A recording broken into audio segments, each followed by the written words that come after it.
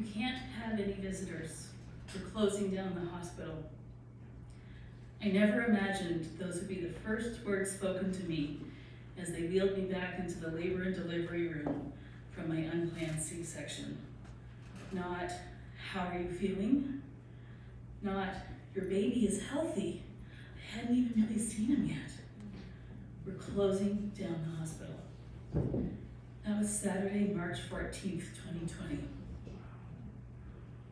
I didn't have an elaborate birth plan. Over the previous 4 years, we'd already been through so much. All the tests and procedures that you might expect for someone of advanced maternal age having a geriatric pregnancy. One pregnancy that ended in miscarriage, 5 rounds of IUI, the first of which gave me a heterotopic pregnancy, so emergency surgery to remove the ectopic pregnancy, and then a few weeks later a DNC to remove the in utero pregnancy that did not survive. 4 more rounds of IUI, less effective with 1 fallopian tube. 1 round of IVF that gave us 3 chromosomally normal viable embryos, which we froze.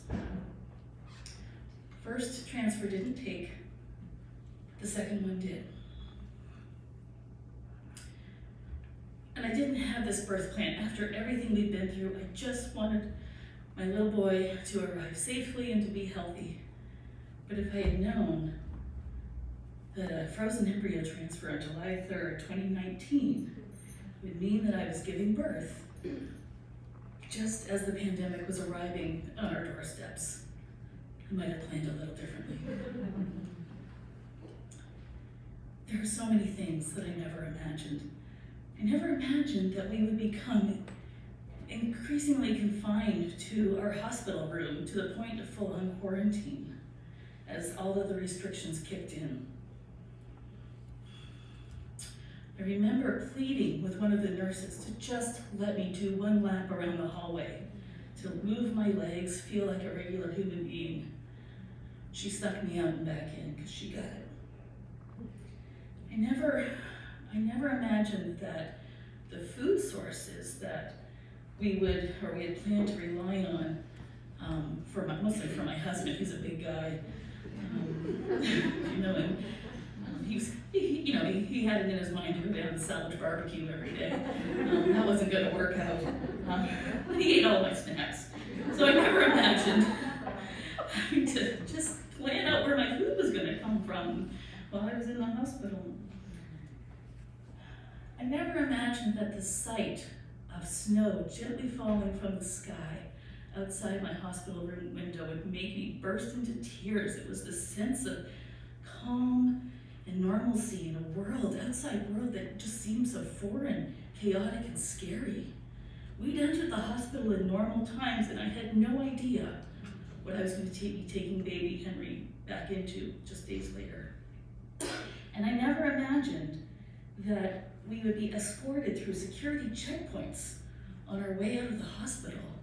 I mean, I've been keeping up with the news, and I thought I knew what was going on, but how bad was it out there? And then when I got home, I never imagined that I wouldn't be able to find formula and diapers.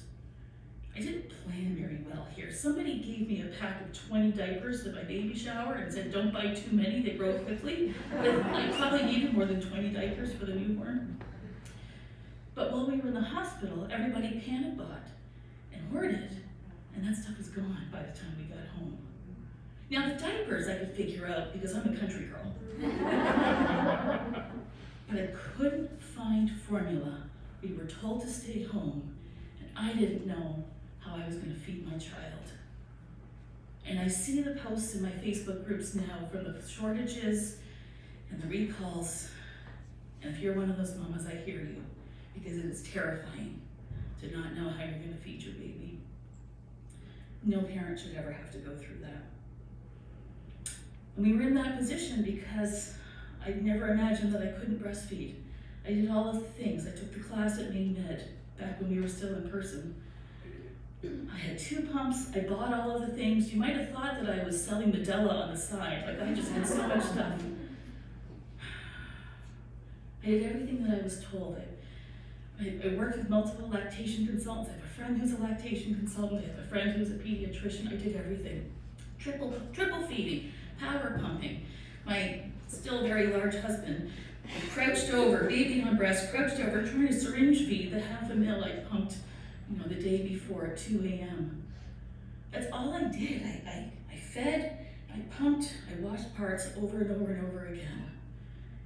My kitchen looked like my chemistry lab, with all the little parts that are laid out in precise order, and my lab notebook of what I tried and the results nearby. None of it worked. I tried for like hell for a week and a half, and the milk didn't come. And trying to unsuccessfully breastfeed and source formula in the very beginning of a nascent pandemic took every ounce of resilience that I had, and that broke me. Finally, my husband phoned an old friend who's a pediatrician, got her on the phone, and handed it to me. And when I stopped sobbing, she said, "Amy, do you have formula?" And I said, "Yes, we just got some very generous friends managed to find some on Amazon and ship it to us." And she said, "Good, because Henry needs his mom, and the woman I'm talking to is not her." So I stopped, put the pumps away, packed up all of the stuff, and I just fed him formula. And I made that decision. That was the best decision I made, because I started to sleep, I started to relax, and I started to be Henry's mom, and not just some woman who was trying to find milk for him. I would start, feed nursing him just for fun. I called them his bong hits. And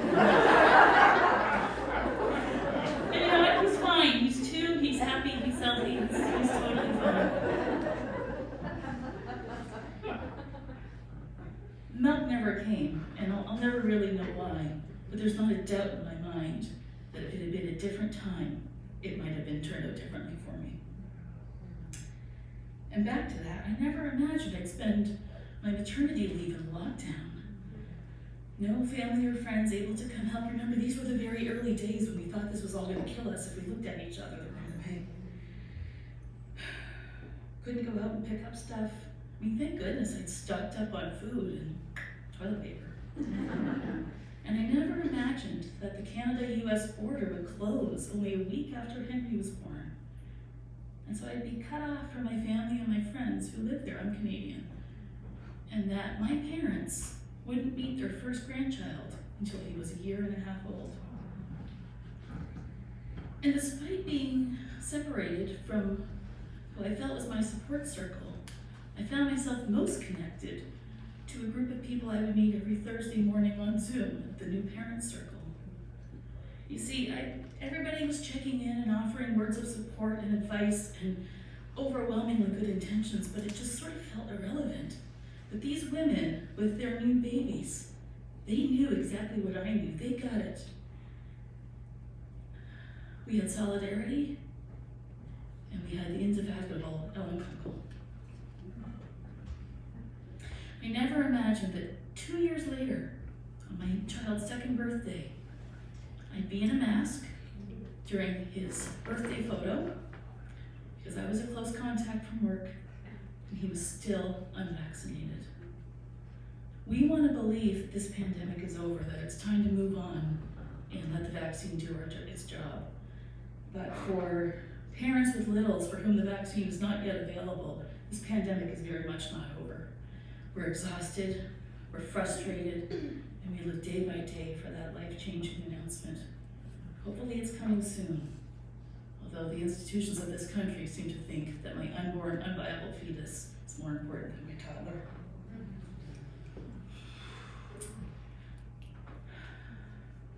I didn't have a birth plan.